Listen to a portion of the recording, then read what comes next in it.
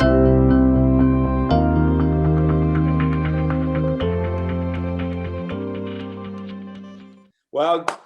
good morning and welcome to this week's edition of the Culture Couch Live. We're going to get straight into it. The first question is from Mark. We have a pretty good culture at our work, but our meetings are really, really disorganised, and I worry that it's going to start to negatively affect our culture. So we've launched straight into our meeting. Good morning. Hang on, boys. Good morning, Woz. Yeah, Rudy. Jez, are you there? Yeah, I'm here. Where's Em? Hang on. Where's Em? Em? Yeah, I am. Warren. Yeah, I was just doing something. Sorry about that. Okay, hang on. All right, so Mate, how many times do we have to say? We start meetings on time around Well, here, don't we? Warren, what do you... hang on. What'd you say? Yeah, let's assess where we're at, guys. We're talking about meetings. We're talking about being disorganised. Oh, your camera's not working.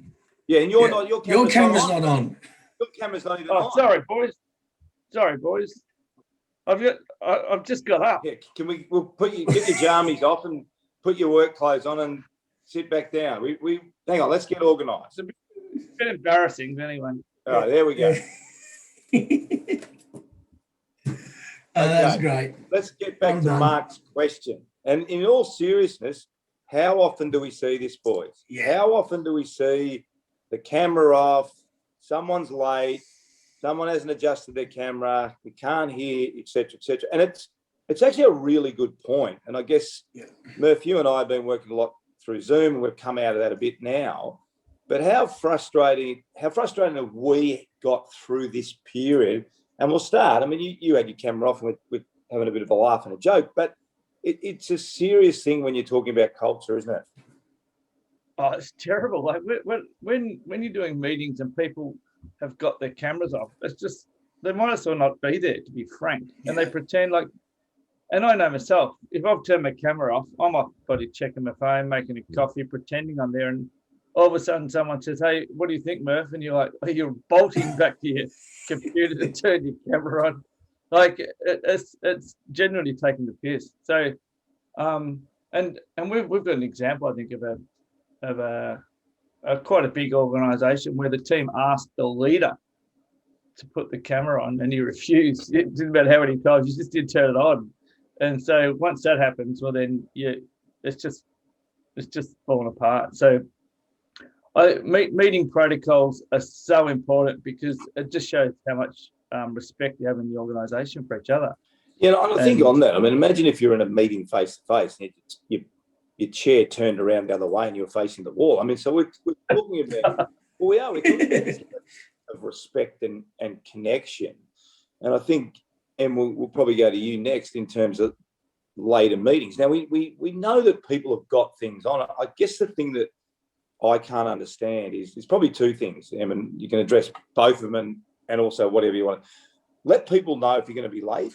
Yeah. If you come in late, don't pretend no one sees that you're late and apologise sort of there and then. But it happens so often, and it sets the scene for the next meeting, doesn't it?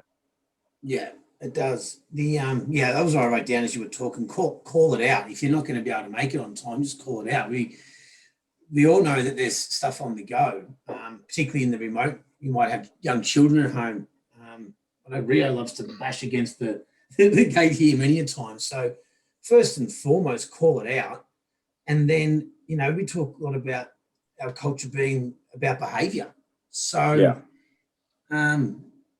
if we're just going to allow and not address it, that someone's going to turn up late or cameras off, then I always have people consider that we're rewarding that behaviour. Like it's accept and reward, but it's really just, off you go, do whatever you want. And then I don't like it when people complain that their meetings are no good.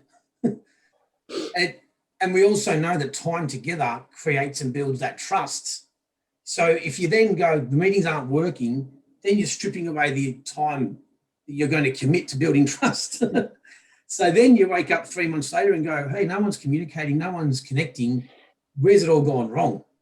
And it comes back to that one little behaviour that cameras can be off, you can turn up late, you don't have to tell people about it, And next thing you know, your meetings are broken. But really, if you go all the way back, it's just that one little behaviour at the start that was allowed. That, and remember, Jez, in the very first days working with you, you used the analogy of a seesaw. Your culture's a bit like a seesaw. It's never really doing nothing. You're either behaving and adding value to it, or you're behaving poorly and it's decreasing. So those little behaviours are absolutely integral, and they must be driven by the leader. Like, they must be displayed and recognised by the leader. And can I just pick up on a word there, because I reckon it's really important. Yeah. And sorry, Ruzi, I know that you're the chairman, but I think you use the word little, and I'm sick to death of little, because the little isn't little. Little, they're the things that count. I know, Ruzi, this is a pet thing for you, but we're working with Leeds Rhinos, and the head coach there, he talks about the NLTs, the not little things. Yeah. And if because the truth is they're not little. Ruzi, I'll probably hand over to you, because I know that this is a pet topic of yours. I think you made a good point. It comes down to what the leader values, and whether it's who's running the meeting, who's coaching the footy team, who's the CEO. They probably only become little things because the leader ignores them. So suddenly we all watch, we all look, and we all see, what does Paul want from his team at Sydney or Melbourne? And every single player is looking. What does Waz's staff at Medifarm Lab want from him? So if he walks past something, then they are the little things. And then, to be fair, then the players can't complain. I can't complain that they're not doing it, because I've made them a little thing, Jez. And I think that's what it is, because we make them little things. And on that I was going to ask you, like, the importance on what Jared's saying is, it's almost the first meeting where if you let it go in that first meeting, it's really hard to pull it back, no matter what that behaviour is. And we've gone over a few. Turning up on time, on Zoom calls, not having your phone on. How important is the importance of the meeting to what happens in the meeting? Yeah, I think from my perspective, it comes down to, like, obviously you're not in the same room together. Obviously, with this environment, a lot more people working from home, you're going to have naturally more meetings throughout the day. Like, I'm looking at my agenda even today. It's 7:22 a.m. and my gap in my meeting is from 3 to 4 o'clock. Yeah, and it's quite insane. But the reality is, with that many meetings, a lot of times I think first off is just the intention of not turning your camera on is probably the aspect of obviously being busy and other things to do and all that. It doesn't make the excuse right. But I think the big thing for us as a business, or what we do, is actually make the meetings more impactful by having things associated to the meeting, like our check-in questions, that actually make people want to turn up to the meetings and be engaged and actually answer questions and talk about positive psychology, what wins they've had, what challenges they're facing. And when you layer that component in, it actually makes people more engaged in the meetings and want to turn up. So even today, even with, say, 5 to 6 to 7 meetings back to back, we'll just change up the questions, and I might have multiple people in the meetings, but it does make the meetings more impactful. It does come from the top down, but I think it's actually cultural as well, because I do a lot of European meetings, and it's downright bloody rude for the Europeans. If you don't turn up with a camera on, they actually call it out. So, hey guys, where are you? Why aren't you on the camera? Because their culture is adapted to being face-to-face on Zoom meetings or web technology meetings. And you're basically, like you said, Ruzi, you're turning your back on them and you're telling them piss off. And you've already then continued or you've told them that's the way they feel that you think about the relationship. And so you've burnt some trust there through the process. And I think that's the way we need to go. I think as Aussies and maybe North Americans, there's probably a little bit less care factor about the relationship in general, I feel. Could be summarizing it too much, but I think that elements of the Europeans, they definitely consistently want to be there. But I think the big thing for us in our meetings is making sure the meetings are actually seen as less of a chore and more engaging by having things to actually have the team communicate through the meeting themselves. Yeah, I think it's a great point. I mean, when I was coaching both Sydney and Melbourne, the Monday meeting set up the whole week. And I think this is where at times people miss the importance of meetings, and they just put them in, oh shit, we better have a meeting today. So what we did on a Monday morning, we'd watch the whole game together as a coaching group. Start at 7:30, finish at 12:30. And by the end of that meeting, every single person in that meeting knew exactly what we all wanted. The whole week was set up. How much of that is that, Murph? Just not really being sure why we meet, not being organised, in terms of the content of the meeting, and then maybe we'll touch on this later, but having no solutions at the end of the meeting. So it's sort of three questions almost. Yeah, the truth about meetings is people don't dislike meetings; they dislike poorly run meetings. So you've got to be organised. You've got to have a really tight agenda. You've got to have a good chairperson, and you have to make decisions, as you say, Ruzi. And also the other thing is get the right people in meetings. How many times do we work with organisations and people just invite everybody because they think that they need to? But don't do that. Invite the people that you need in the meeting, and they might even be from other areas of your business, but get the right people in the meeting. Be organised, run it tightly, start on time, make sure everybody gets to speak, and then make decisions. And even if you haven't been able to make a decision, just put that on the table at the end and say, hey, we haven't completed this. We'll come back next meeting. And then leave a little bit of time at the end of the meeting just to review the meeting. Even that is really important. Just saying, hey, how did we go today? Did everyone speak? Are we comfortable? Is there anything that we didn't finish or touch on that anyone needs to table for next meeting? But it's so important that meetings are organised. And then when people come in, as Warren says, if they come in, we get started on time, we know what we're doing, we make good decisions, everyone walks out actually invigorated by meetings. Yeah, and again, I want to pick up on one thing and ask Em, because the solution is, it's okay for the solution to be, we need to pick this up. Or can you, Em and Jared, can you look into this and can you get back to us next Tuesday? Because I think too often we're worried that there's no outcome, so we don't even finish that point. We just roll, and then a week later, people are looking at each other going, "Em, was that your role? Were you supposed to do that, or where did that get to?"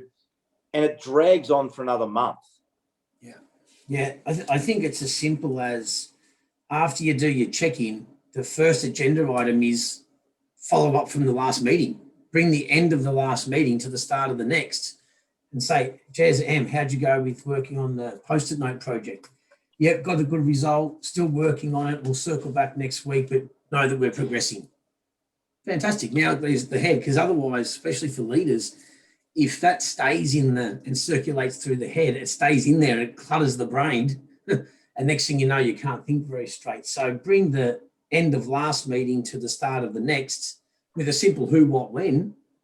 It's not, I mean, you don't need any technology for that. That can be a piece of paper and a diary like you, Ruzi, And a pencil and an eraser. Exactly. That's right. Sorry, Ruzi. There's one thing there that also we come across it a bit. If people have a fight in a meeting, which will, and if you're running good meetings, people will get pretty passionate, and you'll expect some big disagreements. But if they have a disagreement in the meeting as well, sort that out in the meeting. Yeah. But don't just keep moving ahead. Stop and go, hang on, guys, I think we've got a bit of a disagreement here. Can we work through this? Because that preserves relationships as well. Too often, I think people allow disagreements that aren't, when you work through them, they're not that big a deal to actually fester. And Wise, I don't know if you've seen that in your business, but make sure you resolve relationship issues in the meeting and don't let them go on. Yeah. Oh, we had one yesterday. I sat in the meeting. And I think it comes back to my behaviour and my new way of doing things. I'll go in and ask questions, and the person felt like there's a personal attack, and I could see that the two individuals on the opposite side of the table were feeling uncomfortable. Myself and the leadership team were just asking questions so we can actually help and support them. But instead of letting it go and wrapping up the meeting and say, why do I get the feeling you feel like we're attacking you right now? And And they said, well, I kind of don't. I said, but you do. I said, well, yeah, we kind of do, because I feel threatened about I haven't done the right thing in my job. And I said, actually, we're just asking questions so we can figure out how we might do a better job at helping you next time.